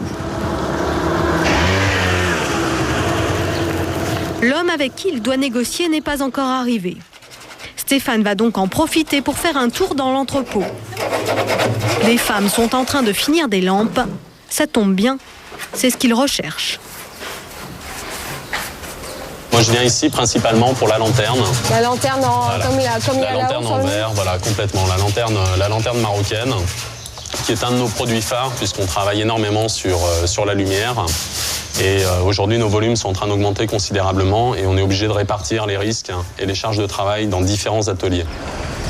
10 minutes plus tard, le maître des lieux arrive. Il s'appelle Mohamed Toubiani et il ne vend qu'en gros à des Européens comme Stéphane. J'ai calculé. Bonjour. Ça, tu vas me sortir un petit peu les modèles. On va sortir des modèles. On va sortir un petit peu les modèles, on va se mettre dans un endroit un petit peu propre, clair, où on voit bien. Parmi les modèles, Stéphane va vite repérer la lampe qui l'intéresse le plus. La Diamantin, rappelez-vous, le best-seller de son magasin. Moi j'appelle ça Diamanda. Une fois nettoyée, elle ressemblera parfaitement à celle qu'il vend déjà à Mâcon. Ça peut être bien. Des lampes, Stéphane veut en acheter une centaine. Combien va-t-il payer celle-ci? Ça arrive à 10 euros. 10 euros, bien tenté. Mais Stéphane connaît les prix. Ah, Mohamed. Ouais. Ça, j'achète depuis 2 ans. Réfléchis, parce que là, on n'est pas bien parti là. T'en sors bien? Je m'en sors pas bien. Parce que je suis venu il y a 2 mois. Combien tu dis la dernière fois? Tu m'as dit 40 la dernière fois. 40 dirhams, soit 4 euros. On est loin des 10 euros annoncés il y a quelques minutes par Mohamed. Ada. Après quelques minutes de négociation, Stéphane va obtenir gain de cause. C'est bien 4 euros qu'il va payer la lampe. Les vrais. Et alors, celle-là, vous allez la revendre combien dans votre magasin? Celle-là, dans mon magasin, je vais la revendre à peu près 55 euros TTC. 55 euros, c'est quasi 14 fois plus cher que le prix payé à Mohamed. C'est colossal. Mais combien cela rapporte-t-il vraiment à Stéphane? Car il a des frais, à commencer par le transport. Un peu plus loin, des hommes chargent de la marchandise. Ça grince, ça coince, c'est du fer forgé, plus exactement des lits qui s'apprêtent à rejoindre le magasin de Mâcon. Le transport, voici comment ça commence à la sortie de l'atelier. C'est plutôt rudimentaire. C'est folklorique quand même. C'est un grand moment, c'est vrai que les premières fois j'étais un petit peu surpris, j'avoue. Qu'est-ce que vous aviez pensé les premières fois? Première fois, j'ai cru qu'elle arriverait jamais. Première fois, je pensais qu'il me resterait que la couche inférieure à l'arrivée. La mule parcourra encore une dizaine de kilomètres et il lui faudra environ 1 heure de marche pour atteindre une zone de stockage près de la gare de Marrakech. Stéphane a loué un conteneur qui de là rejoindra la France une fois rempli. Dans le prix d'un objet en provenance du Maroc, il faut compter 15% pour le coût du transport. Le voyage va durer environ 12 jours et à l'arrivée, la facture va encore s'alourdir. Retour en pays bourguignon. C'est dans ces entrepôts que Stéphane décharge la marchandise en provenance du Maroc. Et voici dans quel état, selon lui, un produit sur 5 arrive ici. Pour prendre un exemple, sur cette lampe en pot, par exemple, quelque chose dans le conteneur a dû bouger, a dû appuyer sur la lampe et a donc percé. On a également ce type de phénomène sur le fer forgé. Et là, en l'occurrence, sur ce fauteuil, on est loin du résultat. C'est bancal. C'est tout à fait bancal. Ici, certains dégâts sont réparables, comme ce trou dans le canapé. Puisqu'on a eu un enfoncement, mais d'autres dommages passent en pure perte, comme ce plat à tagine fêlé qui ne supportera plus le ou cette lampe dont les verres se sont fissurés. Moins de 20 pièces différentes. 4, 8. Et là, par exemple, vous aviez déjà payé cette table? Bien sûr, bien sûr. Donc pour vous, ils vous la remboursent pas dans ces cas-là? Non. Au Maroc, tous les produits achetés, chargés sont réputés payés jusqu'au dernier dirham. Et vous allez voir la différence tout de suite. Au prix d'achat, il faut donc rajouter le prix du transport, celui de la casse, et puis Stéphane doit aussi payer ses charges, le loyer de son magasin, le salaire de sa vendeuse. Mais à l'arrivée, ce business reste extrêmement rentable. Aujourd'hui, Stéphane ne se verse aucun salaire, il réinvestit tout. On a des pertes absolument effrayantes. Mais selon nos calculs, il réalise une marge brute d'au moins 50%. En clair, sur ces lampes qu'il vend 55 euros, il empoche 27,50 € de bénéfices avant impôt. L'artisanat marocain reste une très bonne affaire pour les marchands français. Alors, pendant ce temps-là, à Marrakech, les Marocains, que gagnent-ils dans l'affaire? En tout cas, l'artisanat fait travailler beaucoup de monde. C'est le 2e fournisseur d'emploi, juste après l'agriculture. Et dans ce secteur, certains patrons marocains ont réalisé de jolies petites fortunes. À première vue, celle de cet homme ne saute pas aux yeux. Abdou Samad Abou Assabre est un ancien serveur. Bonjour. Il a commencé à travailler dans cet hôtel chic à l'âge de 18 ans. C'est pour ça qu'il y connaît tout le monde. Ici, il a gravi tous les échelons. Demain, Inch'Allah. Je vous en prie. J'ai commencé une semaine là derrière le bar, il y a une plonge. J'ai commencé à la plonge. À la plonge, une semaine. Ouais. Après 6 mois, directement aide barman. 2 ans après, chef barman. C'est en observant les clients qui passaient dans ce hall qu'Abdou Samad va petit à petit changer de voix. Il remarque que les Occidentaux sont fascinés par l'enduit de ces 4 colonnes. Quand tout le monde, presque tout le monde arrive, dit qu'il entre, il voit directement les 4 piliers qui tapent sur les yeux. Et qu'est-ce qu'il faisait? Il faisait vraiment toucher et patienter par cette lissicité qui est très lisse. Il demande qu'est-ce que c'est. Voilà. Cette matière s'appelle du tadlak, un mélange de chaux et de jaune d'œuf, patiemment étalé avec de petits cailloux. J'avais l'idée de faire la même chose, mais pas sur un pilier ou bien une cheminée ou bien une salle de bain. Car le tadlak... Exactement. Alors j'ai pensé à des petits objets, comme les cendriers, les plats, les vases et d'autres pièces qu'on peut transporter facilement. Et voilà ce qui lui a mis le pied à l'étrier. A-t-il été vraiment le premier à utiliser cette technique sur de petits objets ? Peut-être pas, mais avec son job de serveur dans un grand hôtel, il n'a eu au moins qu'à se baisser pour trouver des clients. Les touristes de passage vont lui acheter des milliers de pièces. La première chose qui tape, c'est... Grâce à ce coup de pouce, quelques années plus tard, Abdou Samad est devenu un des plus gros exportateurs de Marrakech. Voici ses locaux. Il fait travailler en direct une trentaine de personnes. Ça, c'est bien. Oui, les pieds aussi. Aujourd'hui, il s'est diversifié. Voilà. À la poterie, à laquelle il est toujours fidèle, il faut dorénavant rajouter des fontaines de jardin, des chaises en mosaïque, mais aussi des meubles en bois massif et des cargaisons de fer forgé. Chaque année, il envoie une centaine de conteneurs en Europe. De quoi alimenter toute l'année 50 magasins comme celui de Stéphane à Mâcon. Aujourd'hui, il est difficile d'estimer la fortune d'Abdou Samad. Seul indice, sa maison à la sortie de Marrakech dans laquelle il a bien voulu nous faire entrer. Il vit dans cette jolie demeure depuis 4 ans avec sa famille. Elle est bien nettoyée. Voici son fils aîné, Adil. Pas encore.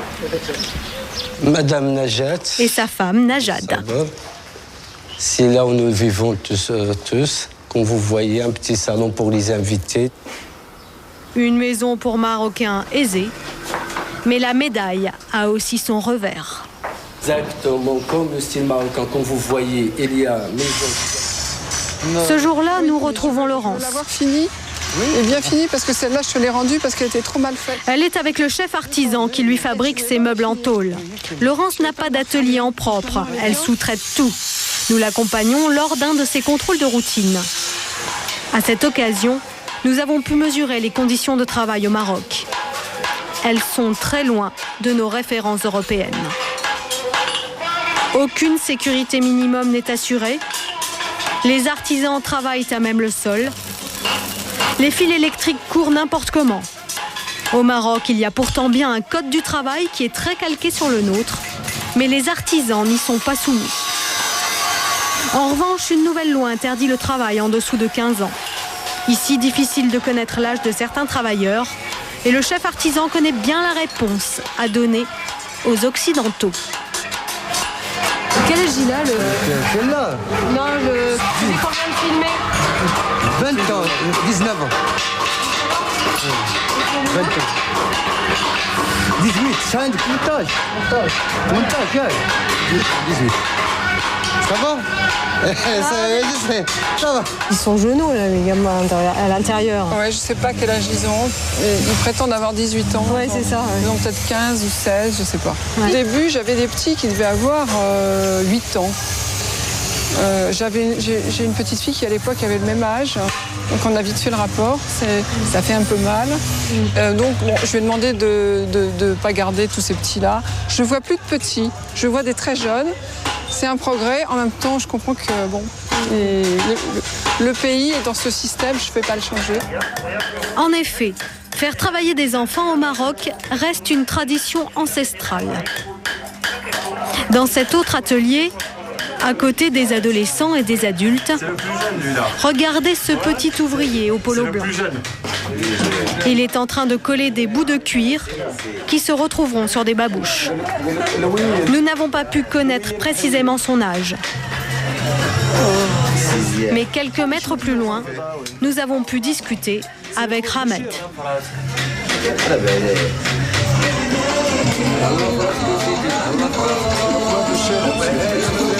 Quel âge as-tu, Ahmed?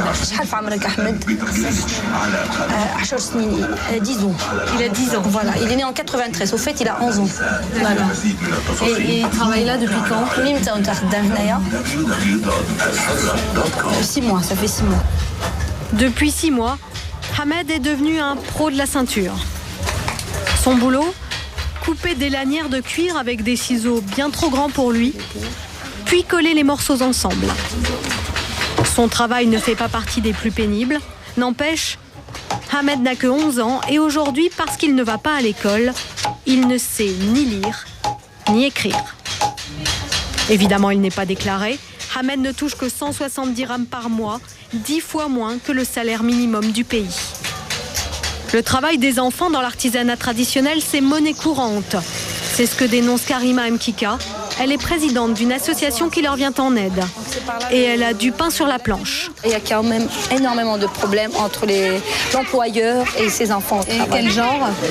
Des fois, genre maltraitance, ils sont très exploités, des fois ils ne les payent pas. Et puis même s'ils ne le payent pas, il n'y a rien, il n'y a pas de contrat.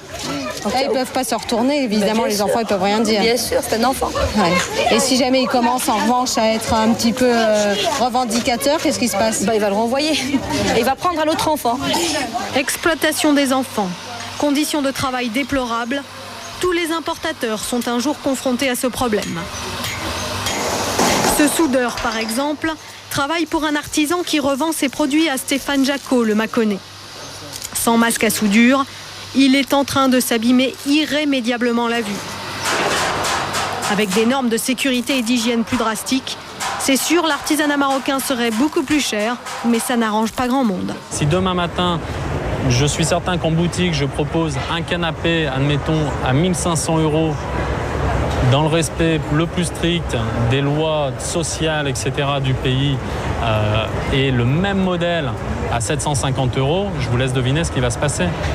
Et la notion d'achat, eh bien, on vendra 10 canapés à 750 pour un à 1500. Cage à bougies à 25. Stéphane estime que la décoration marocaine coûterait au bas mot 30% plus cher si elle était fabriquée dans le respect des lois du travail. Au cours de ces 10 dernières années en France, l'importation de meubles fabriqués dans des pays en voie de développement a été multipliée par 2. Alors dans les dépenses de Noël, le premier poste, c'est bien entendu les cadeaux. Mais juste derrière, il y a l'alimentation, puisque 20% de notre budget est consacré au repas de réveillon. C'est plus que l'habillement ou les sorties pendant les fêtes. Il faut dire que Noël, c'est le moment de l'année où l'on consomme le plus de produits de luxe, comme la dinde, le foie gras, le chapon, ou même les petits fours pour le dessert. Bûches de Noël, choux à la crème, gâteaux au chocolat, tarte au citron. Vous allez maintenant découvrir que derrière la plupart des petits fours que l'on achète dans le commerce se cache en réalité l'histoire d'un homme au destin hors du commun. Vous ne le connaissez pas et pourtant il est devenu le roi des petits fours en France. Alors comment un gamin des cités, élevé à la DAS, vend-il ses pâtisseries dans le monde entier? Regardez, c'est un reportage de Laurent Lesage, Dominique Lecomte, Hervé Dichand et Yvan de Melandre.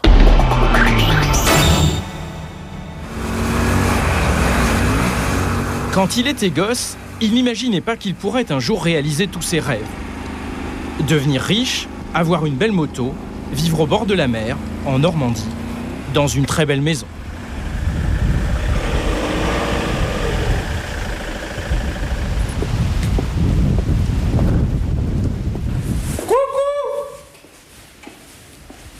Benjamin, à table. Qu'est-ce que tu manges là? L'homme a 2 enfants qu'il garde un week-end sur 2 et pendant les vacances. À quoi? Il aime bien leur offrir tout ce qu'il n'avait pas lorsqu'il était môme. Un billard et un baby-foot ou encore une piscine. Tout ce dont il rêvait étant petit. car son enfance a été plutôt difficile. C'était une période où mes parents étaient, ma mère était malade. On a été gardés par la DAS et on a été placés dans une famille d'accueil. Alors je leur racontais, je leur disais, le premier jour ils m'ont dit bon, on est votre nouveau papa et nouvelle maman. Nous on avait une tronche, mon frère et moi, on avait 8 ans, 7 ans, 8 ans. Et alors quand je leur raconte ça, ils se marraient, ils se marraient. Ils disent ah ouais c'est trop et tout. Je dis mais attends c'est vrai. Hein. Alors là ça a changé. Voici l'incroyable destin de Karim, enfant des cités, né de père algérien. C'est nous les Africains qui revenons de loin. Nous venons des colonies pour défendre le pays. Nous avons laissé là-bas nos parents, nos amis. Et nous avons en cœur... Karim a fait fortune grâce à un produit de luxe, le petit four, dont il est devenu l'un des géants mondiaux. Des petits fours, pourtant, il n'en a pas beaucoup vu dans son enfance, à Saint-Denis, dans la banlieue nord de Paris. Et là, c'était ma cité ici avant. Ouais. Elle était là et elle l'est plus. Qu'est-ce qui s'est passé là ? Ils ont rasé, puis ils ont fait, apparemment c'est bien, il y a un endroit pour une petite pelouse pour se promener. Donc j'ai besoin de venir pour me dire, tiens, c'est là que j'ai couru, c'est là que j'ai une cicatrice, là je m'étais blessé en faisant la grille qui sépare la voie de chemin de fer. Karim est le cadet d'une famille de 4 enfants. Un père ouvrier, une mère qui ne travaille pas. L'enfant, ici à droite, est plutôt chétif. Il souffre de la violence qui règne dans sa cité. Très vite, il n'a qu'une envie, en partir. Alors là, j'avais un copain qui a monté une entreprise maintenant, qui a pas une grosse entreprise, mais il est entrepreneur, tout va bien pour lui. Et on passait des nuits, on marchait toute la nuit, on se promenait, on parlait, on dit mais qu'est-ce qu'on pourrait trouver comme idée géniale pour gagner des sous ? Gagner des sous, mais Karim n'a qu'un CAP de pâtissier. Il va vite s'en rendre compte, ce n'est pas avec ça qu'il va faire fortune. Alors il monte des petites boîtes, distribution de prospectus ou ballons publicitaires. Mais il n'a aucune formation et ça va lui jouer des tours. J'ai confondu tiroir, caisse et bénéfice et chiffre d'affaires, enfin bref. Donc ça a duré à peu près 1 an. À chaque fois que j'avais un échec, je retournais à la pâtisserie, mais entre deux, j'essayais des trucs. Je faisais les marchés, j'arrêtais les marchés, je voulais monter une entreprise de nettoyage de vitres. Enfin, je cherchais quand même. À force de chercher, il finit par trouver le produit miracle qui va bouleverser son existence, le petit four. Karim l'a remarqué, le petit four est un produit de luxe, compliqué à fabriquer et cher, plus de 60 € le kilo.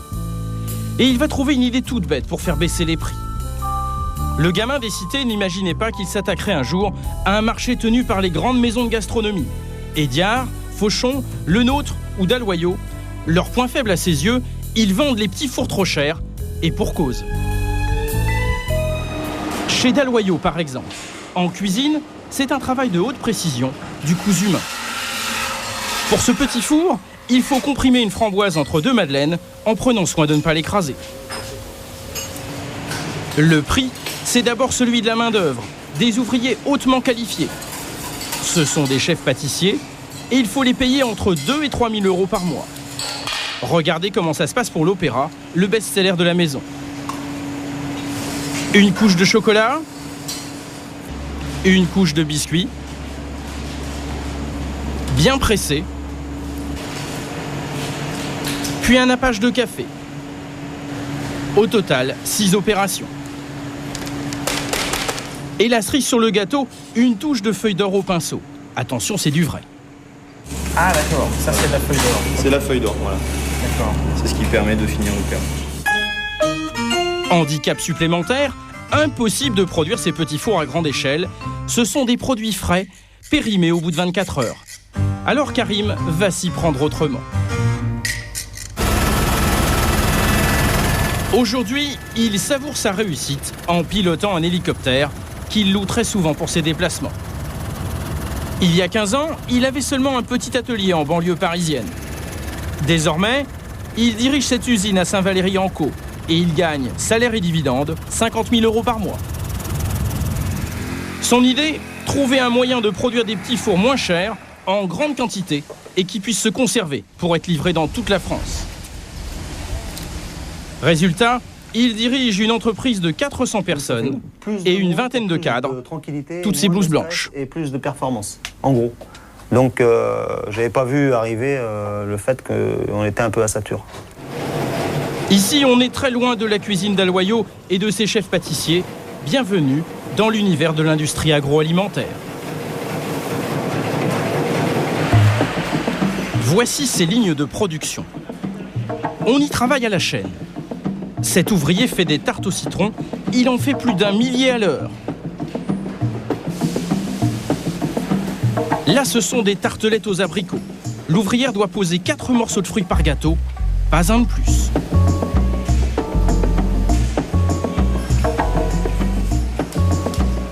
Son usine fabrique aussi le fameux opéra. C'est la même recette, mais pas tout à fait les mêmes méthodes. Là encore, du travail à la chaîne, comme dans l'industrie automobile. Ils peuvent en produire jusqu'à 15 000 par jour.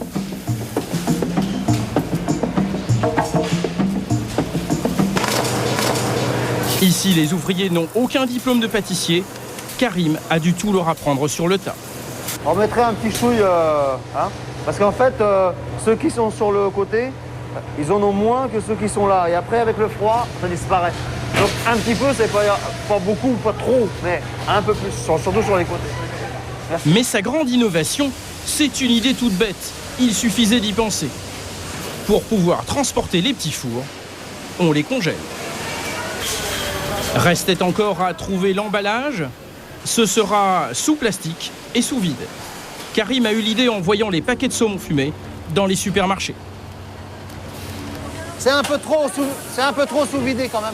Résultat, des petits fours 3 fois moins chers. Au départ, la fabrication était artisanale, mais comme Karim a été le premier à le faire, il a de gros clients. Grande surface, restauration collective et marque de surgelés. Des clients qu'il faut fournir en temps et en heure. Ce jour-là, rupture de stock, grosse colère du patron. Ça est interdit la rupture, putain de bordel, on a l'impression qu'on est en train d'accepter des ruptures chez nous. C'est ce qui est arrivé la semaine dernière et qu'on a déplacé pourquoi on était en rupture? Pourquoi on peut pas avoir un peu de stock? Ouais, mais la donnée d'entrée, c'est quand même les prévisions. Si le client n'est pas capable de nous donner des prévisions, il est toujours dans les choux, dans n'importe quel. Mais j'ai demandé, mais la vie elle est pas comme ça, c'est pas vrai. Il y a des gens qui font pousser des fleurs dans le désert et d'autres ils les feront jamais pousser. Donc on a qu'à faire un boulot chez nous, d'envoyer un courrier correct au client.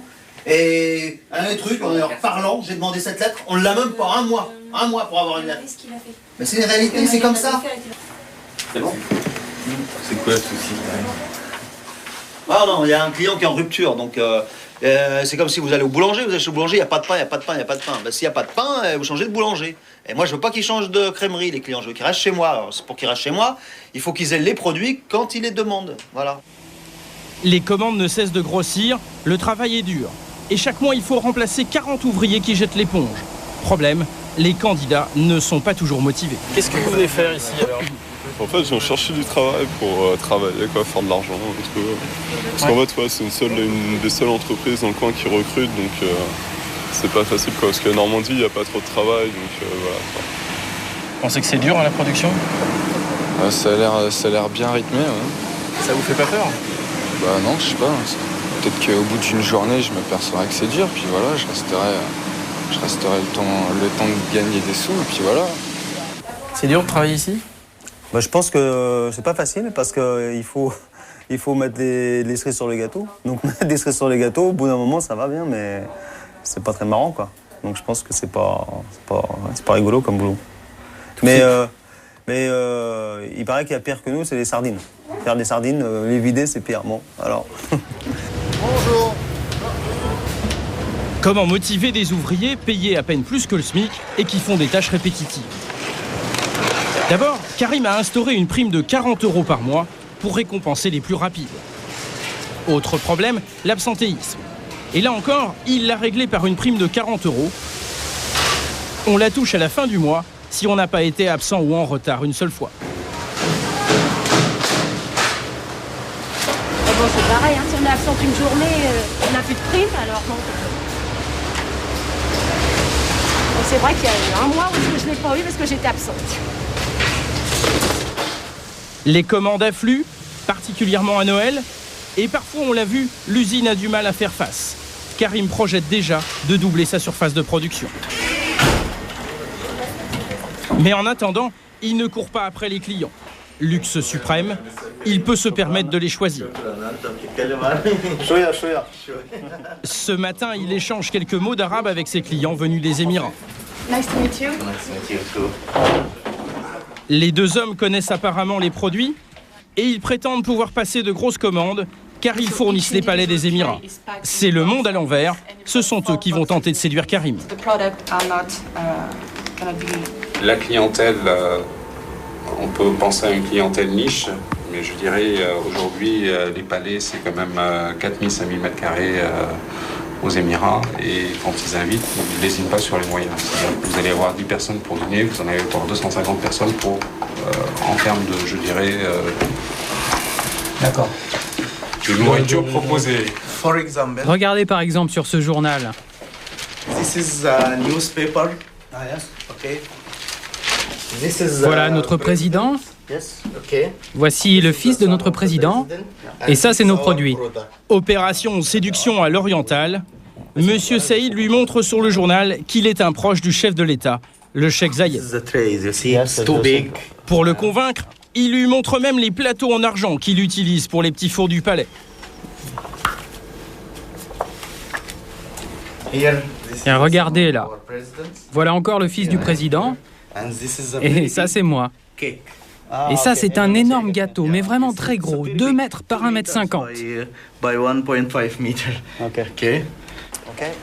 Il reste encore à goûter ses produits, et là, il va y avoir un couac. Au départ, tout va bien. C'est le top. Vous aimez ? Ah, c'est super bon goût. Hein. Très grande qualité. C'était pas assez croustillant ça? Ouais. Hein, pas assez? Mais il y a un petit four qui pose problème. C'est trop mou. Ah ouais, c'est no good. C'est pas bien ça.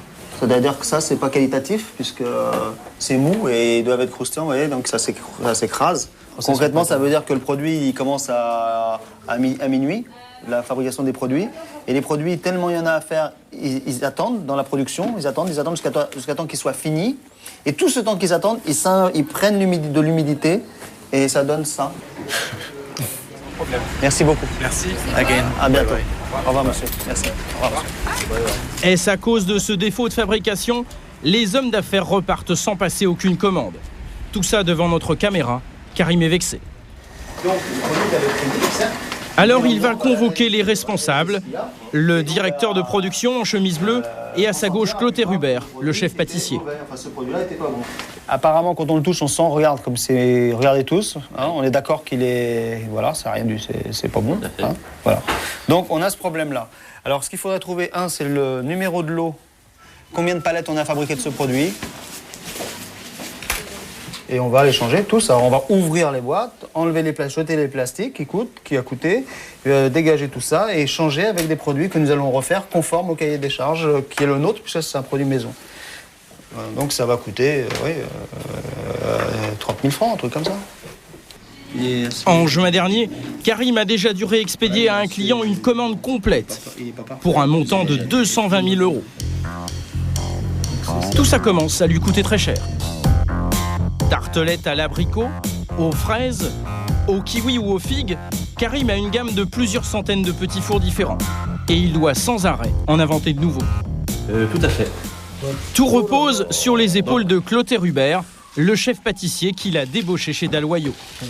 C'est pas des produits qu'on va finir comme ça. Hein. Ce jour-là, Clotaire a réalisé 2 nouveaux plateaux pour un client américain. Comme toujours, le patron goûte et il ne lui fait pas de cadeau.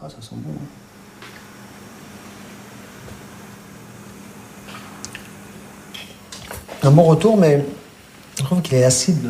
Ouais. Acide. Hein. Et puis, un opéra. C'est acide, Clotaire devra retravailler le produit. Après, un peu long. Le pâtissier, c'est essentiel et c'est très difficile à recruter. Avec le projet d'agrandissement de son usine, Karim doit justement recruter 2 nouveaux chefs et ce n'est pas en France qu'il va les chercher.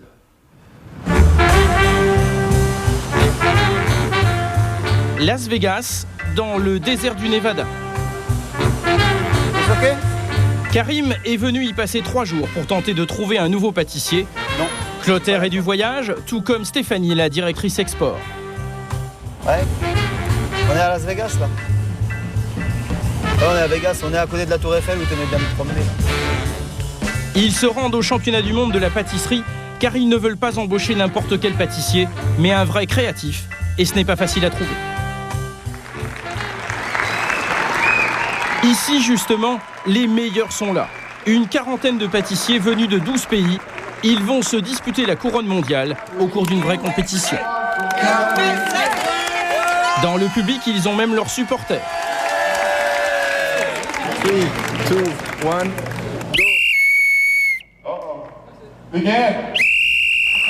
C'est parti. Les candidats ont maintenant 4 heures pour montrer toute l'étendue de leur talent.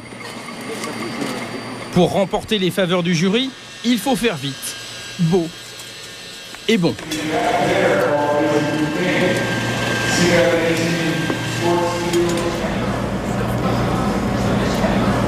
À l'arrivée, c'est du grand art. Les fantaisies sucrées des candidats rivalisent de couleurs.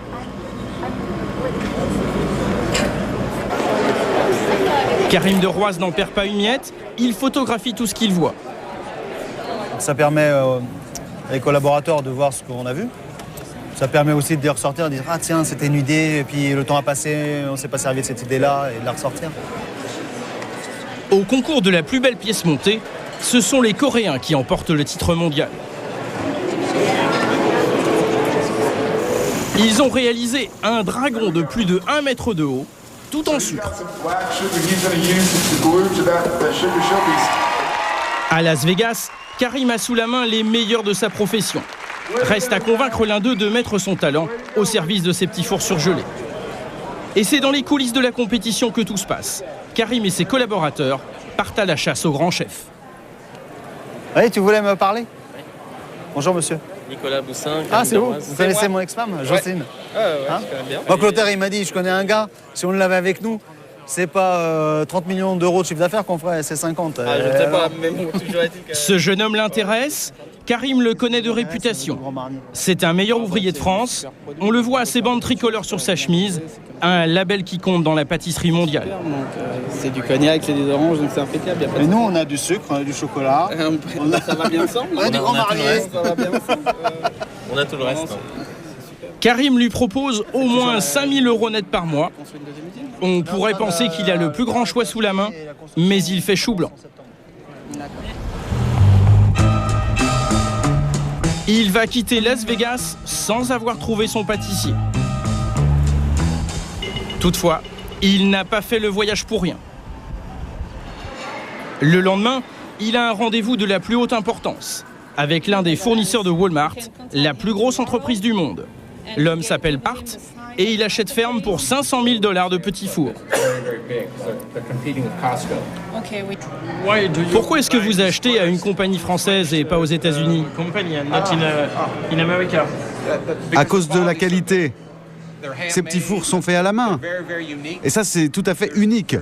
Aux États-Unis, je pourrais toujours trouver des petites pâtisseries, mais pas une usine capable de me fournir en grande quantité pour toute l'Amérique. Un très joli coup, mais en revanche, l'homme a une exigence. Il veut avoir l'exclusivité des petits fours de Karim sur tous les États-Unis. Là, Karim ne l'entend pas du tout de cette oreille. Si vous nous l'accordez, cette exclusivité, vous serez gagnant. Sur tous les États-Unis, il y a au moins 400 personnes qui vendront vos produits. Finalement, c'est Karim qui emporte la décision. Il ne veut céder l'exclusivité de ses produits à personne, pas même à un poids lourd de la distribution. La liberté, ça n'a pas de prix. Donc je n'ai pas à verrouiller un marché pour un client, aussi gros soit-il. Si je deviens son employé, alors je n'ai pas besoin de monter une entreprise, je dois rester employé comme avant. Arthur, thank you very much. Presque seul sur son créneau, Karim est en position de force pour négocier. Please. Ça ne durera peut-être pas toujours. En attendant, l'enfant des cités aura réalisé son rêve américain. Et puisque nous avons parlé de Noël, des sapins de Noël, je voulais vous signaler que cette année encore, vous pouvez vous procurer dans le commerce le sac à sapin d'handicap international. Il est vendu 4 €, mais 1 € sera reversé en faveur des personnes handicapées.